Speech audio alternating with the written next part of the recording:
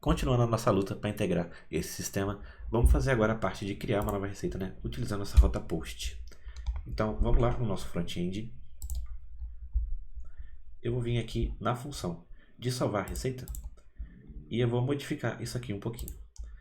Ele vai ser uma função assíncrona agora, né? Já que a gente vai fazer requisições. Eu vou usar um bloco try-catch.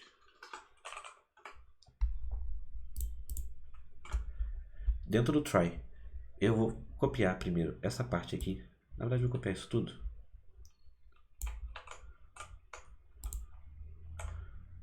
Vai ficar tudo dentro do bloco try. Eu vou formatar aqui rapidinho.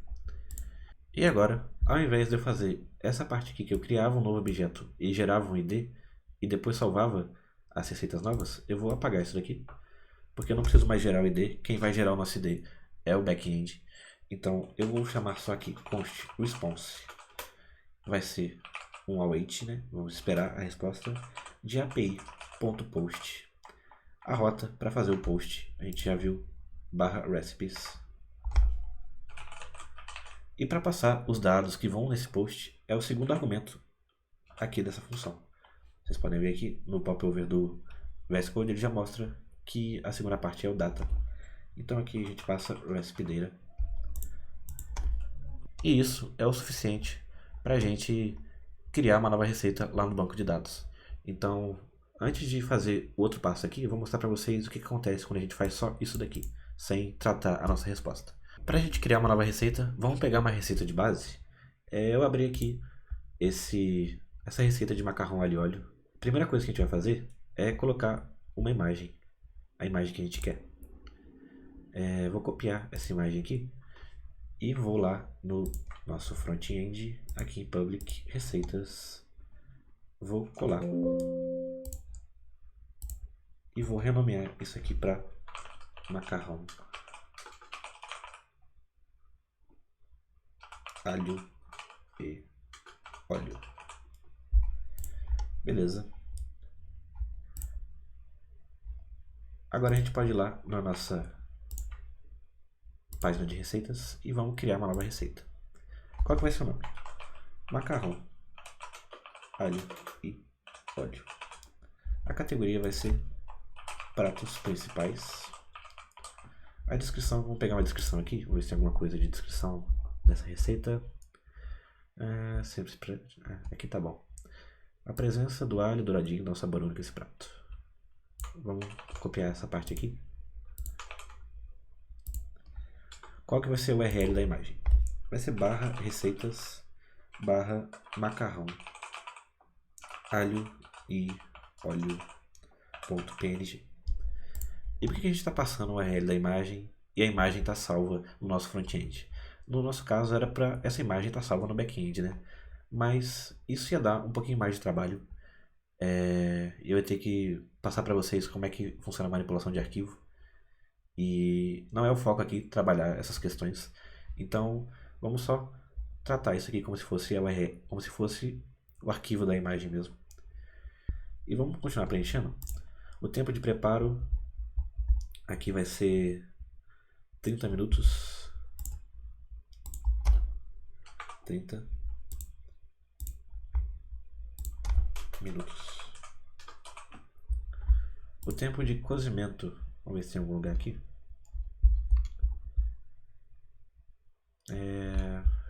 Não vai ter, eu vou inventar aqui, vou colocar 10 minutos. Isso aqui rende quantas porções? 10 porções. 10 minutos aqui, né? E os ingredientes, vamos lá adicionar. Primeira coisa, 5 dentes de alho amassados. Dentes de alho amassados. Adicionar um novo ingrediente. 5 colheres de sopa de óleo. Óleo. 1 colher de sopa de manteiga.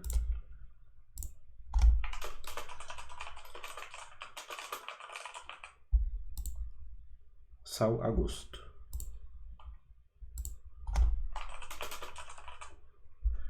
E tá faltando macarrão, né? Ele colocou macarrão como ingrediente? Não colocou. Como é que faz o macarrão alho e óleo sem macarrão, velho?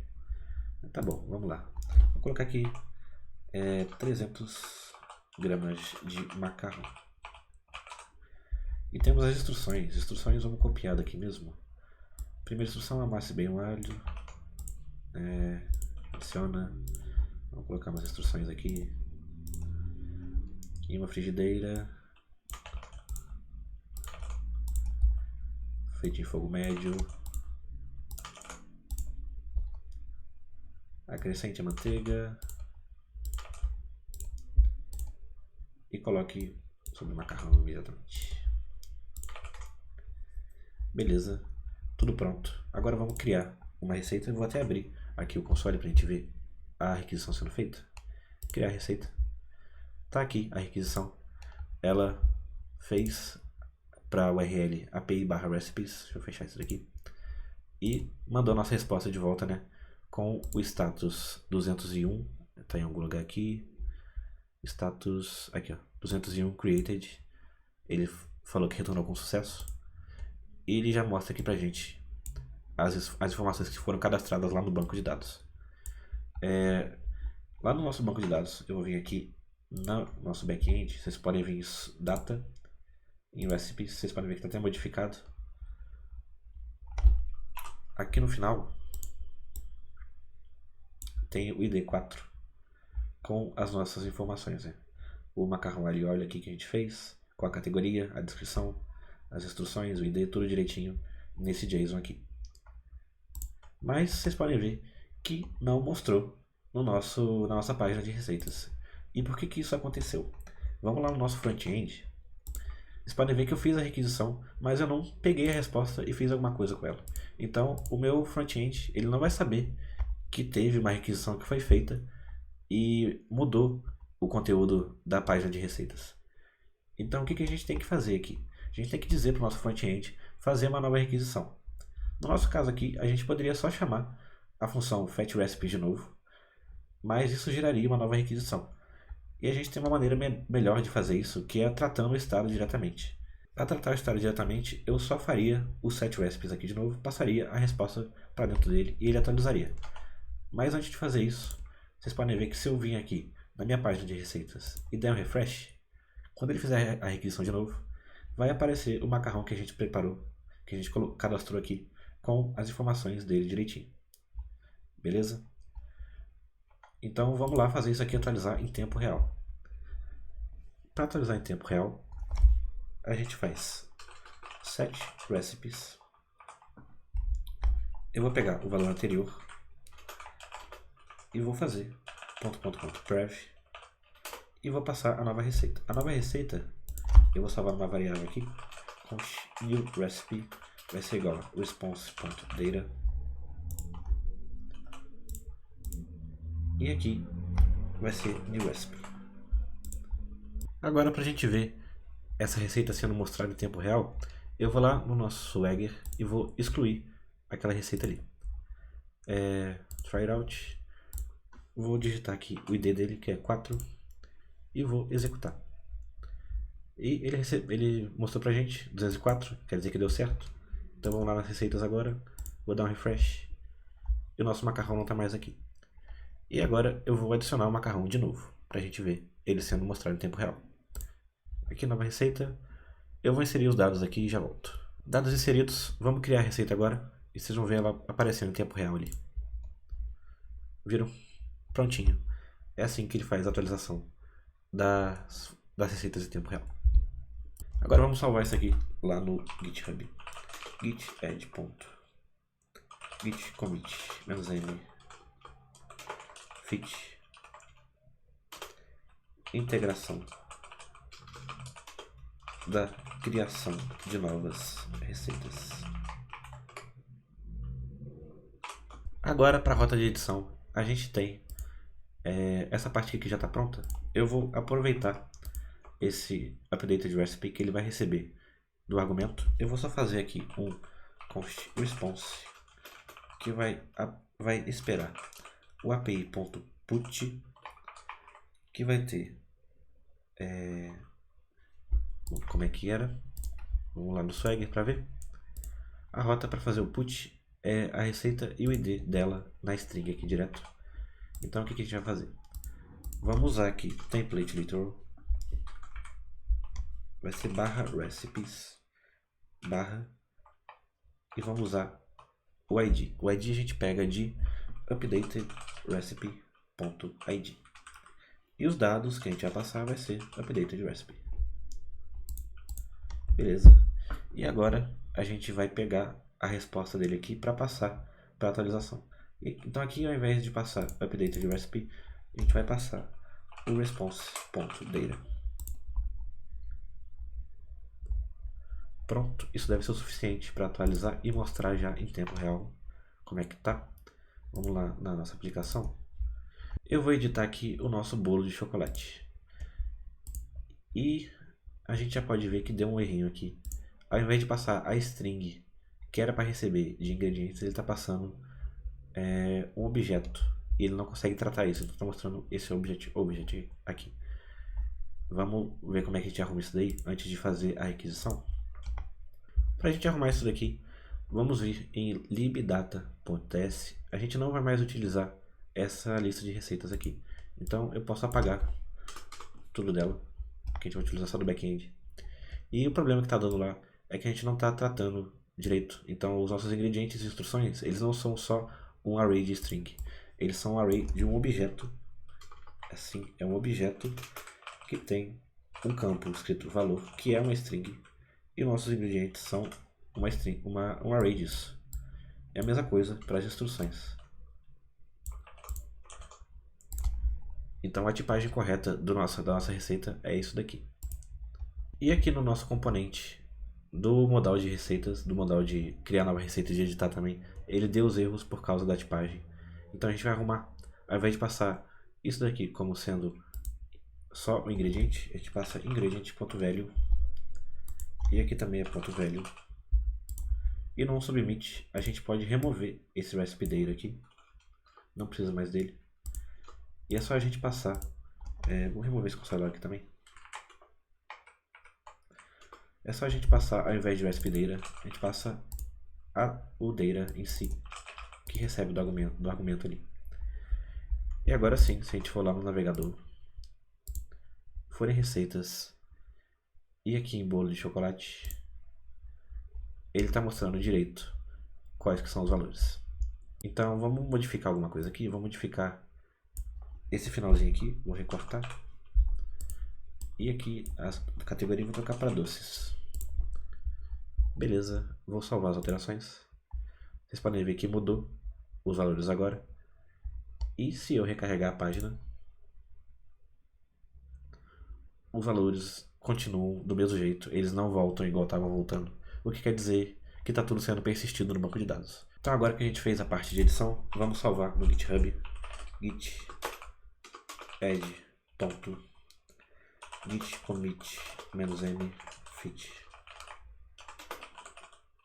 Integração da criação de integração da edição de receitas.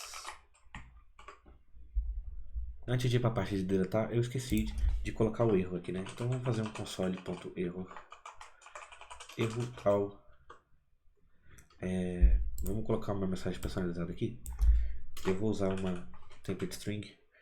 Vai ser erro ao. Mode. Modal mode, né?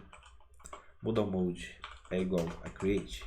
Se for igual a create, é um erro ao criar. Se for edição, é um erro ao editar a receita. E a gente mostra o erro também lá no console. Beleza. Vamos colocar isso daqui também no git add.git commit -m fit. Mostra erro ao criar ou editar receita. Beleza. Agora sim, vamos lá para a parte de deletar. Aqui no Swag, vocês podem ver que para deletar uma receita, eu só preciso passar o ID dela. E ela vai retornar para a gente ou o código 204, se ele achar a receita, ou 404, se não encontrar a receita. 204 significa que ele retornou uma resposta válida, que deu certo, mas que ele não retornou conteúdo. Então a gente não precisa pegar a resposta dele e tratar no front-end. Vamos fazer aqui então, na parte de deletar a receita, eu vou fazer um try catch. Para usar try catch tem que ser assíncrono. Essa parte aqui eu vou colocar dentro do try. Vou formatar. E agora eu vou fazer a requisição. Como a gente não espera uma resposta, eu vou chamar direto o await api.delete. A URL vai ser uma template string barra recipes barra aí o ID da receita selecionada. Então selected recipe.id. Beleza. Vou chamar isso aqui, ele vai deletar. Eu vou deixar essa função aqui de filtrar para ele conseguir atualizar em tempo real também. E não importa se essa requisição der errado, porque se ela der errado, isso aqui não vai acontecer. Se ele der errado, o bloco try vai detectar um erro e vai jogar o erro direto no catch. Esse try catch já vai tratar pra gente quando der um erro. Então eu vou passar aqui um console.error, erro ao deletar receita. E vou passar aqui o erro. Beleza, já era para estar funcionando, então vamos lá no navegador. Eu vou vir aqui em receitas e vou deletar o macarrão alho e óleo. Vai mostrar o nome aqui direitinho. Quando eu clicar em excluir, ele exclui. E se eu recarregar a página, ele não volta, porque ele excluiu permanentemente. Vamos salvar também no git. Git add ponto. Git commit -m fit. Integração da exclusão de receitas.